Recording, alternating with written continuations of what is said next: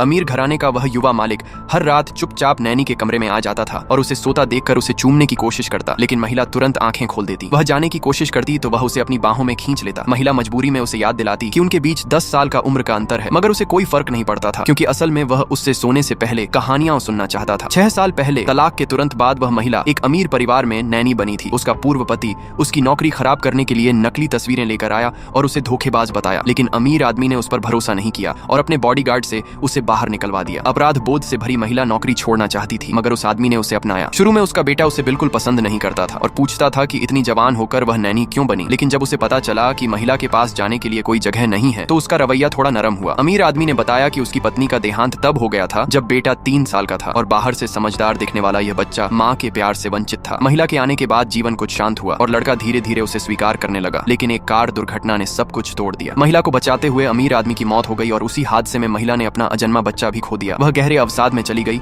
और जब वह खुद को नुकसान पहुंचाने ही वाली थी तभी लड़के ने दरवाजा खोलकर उससे नाश्ता बनाने को कहा, जैसे कुछ समझ ही न पाया हो। नाश्ता बनाते समय महिला को लगा कि लड़का दिल का सख्त है, क्योंकि उसने अपने पिता की मौत पर एक आंसू तक नहीं बहाया, लेकिन उसने बस इतना कहा कि अब मालिक नहीं रहे, इसलिए उसे यहाँ रुकने की जरूरत नहीं है। महिला सामान बांधकर जाने लगी, मगर एक बैग भूलकर लौट आई और तब उसने लड़के को फर्श पर बैठे देखा। पास में नींद की गोलियां पड़ी थी। तभी उसे समझ आया कि उसकी बेरुखी सिर्फ दिखावा थी और वह सबसे ज्यादा टूटा हुआ था। महिला ने उसे गले लगा लिया और उसी पल से वे एक दूसरे के सबसे कीमती सहारे बन गए। शायद अपराध बोध के कारण महिला ने उसकी हर भावनात्मक चोट को भरने की कोशिश की, उसके हर बड़े पड़ाव को संजोया और हर जन्मदिन खास बनाया, जबकि लड़का भी उसकी भावनाओं का ख्याल रखने लगा। जब भी महिला को बुरे सपने आते वह आकर उससे कहानियां सुनने को कहता। 6 साल बाद उसी देखभाल में वह कॉलेज पहुंच गया। एक दिन उसने बताया कि उसकी एक सहपाठी लड़की मिलने आने वाली है, जिससे महिला खुश हो गई और उसे लगा कि वह प्यार में पड़ने वाला है। लड़के के यह कहने पर भी कि वे सिर्फ दोस्त हैं, उसने उसे शर्मीलापन समझा। ये देखकर कि लड़के की जिंदगी अब संभल चुकी है, महिला ने सोचा कि उसके जाने का समय आ गया है, क्योंकि उसका अवसाद कभी पूरी तरह ठीक नहीं हुआ था। उसने कंप्यूटर पर एक सुसाइड नोट टाइप किया और गहरी नींद में चली गई और संयोग से उसी समय लड़का उसे ढूंढते हुए कमरे में आया